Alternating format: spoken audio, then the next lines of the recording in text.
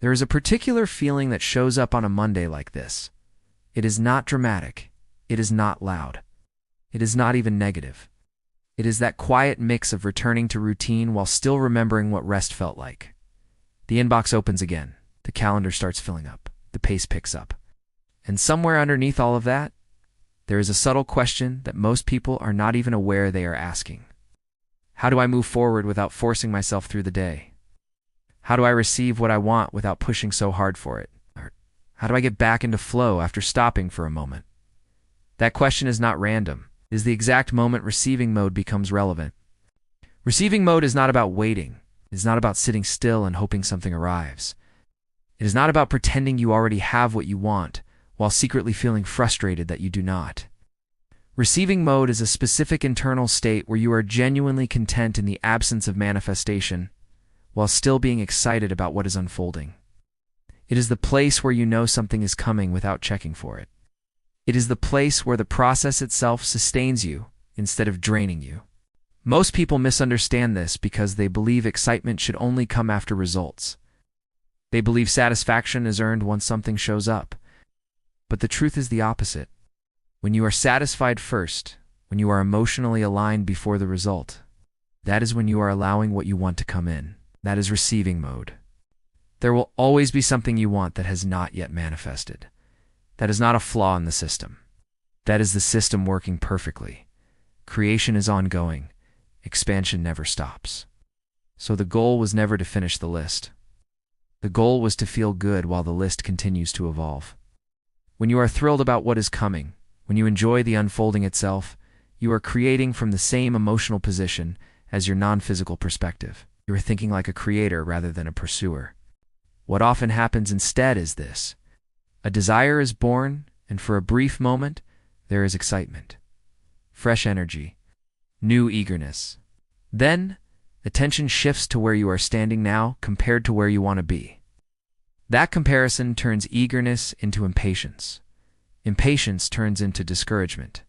Discouragement turns into effort. And effort is the fastest way to move out of receiving mode. You were never meant to learn patience. Patience only becomes necessary when you are resisting. The universe does not delay. The answer is instant. What takes time is alignment. What takes time is letting it in. Letting it in has nothing to do with time and everything to do with vibration. There are 3 steps in creation. You ask. The universe answers. You receive. You are responsible for the first and the third. The universe handles the second without hesitation. The reason people feel stuck is not because the answer has not been given.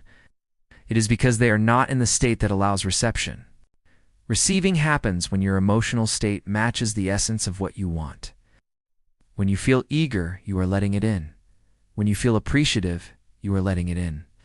When you feel satisfied with your life as it is, while still anticipating more, you are letting it in. When you see someone else succeed and feel genuinely happy for them, you are letting it in. But when you feel comparison, resentment, guilt, frustration, or urgency, you are not letting it in. Even if those emotions are not directly about the desire, they still block reception. Positive emotion equals receiving mode.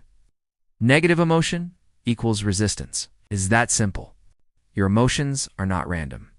They are a guidance system. They tell you exactly what you are doing vibrationally. Most people believe emotions are caused by circumstances. Good conditions make me feel good. Bad conditions make me feel bad. That belief keeps people chasing external control, trying to manage situations, trying to fix other people, trying to rearrange the world to feel better. That approach never works because your power was never meant to be used on conditions. Your power exists in how you feel. How you feel determines how you vibrate. How you vibrate determines what you allow. When you understand that you can control your focus, you understand that you can control your vibration. And when you control your vibration, you control what you receive. You did not come here to manage chaos. You came here to sift and sort energy. You came here to choose where you place your attention. You came here knowing that focus is creative. The moment you realize that, you stop trying to force outcomes and start allowing alignment. Only you can open or close the door. Only you can align or resist. Only you can let in or block out. That is not pressure. That is freedom. True freedom is realizing that you can feel deliberately, that you can choose thoughts that feel better, that you can shift without fixing everything. This is why effort feels so exhausting. People work far harder than necessary because they believe struggle proves worthiness. They believe success must be earned through exhaustion. Struggle is opposite vibration to receiving. You cannot struggle your way into allowing. Receiving happens in ease, in appreciation, in enjoyment, in presence. That is why rest can be productive. That is why a walk can be more powerful than another hour of forcing yourself through tasks. That is why guilt cancels pleasure. Because guilt removes you from receiving mode. The activity does not matter. The emotion does. Working while thrilled is productive. Working while overwhelmed is not. Resting while appreciative is productive. Resting while guilty is not. Productivity is not measured by action. It is measured by allowance. There is nothing you should do. There is nothing you must do. There is only what you want to do. And the moment you align emotionally with that, you allow it. Words matter because words guide emotion. Only if the words feel true. Saying something is already done when you do not believe it creates resistance. The better words are the ones that feel good now. Words like I choose.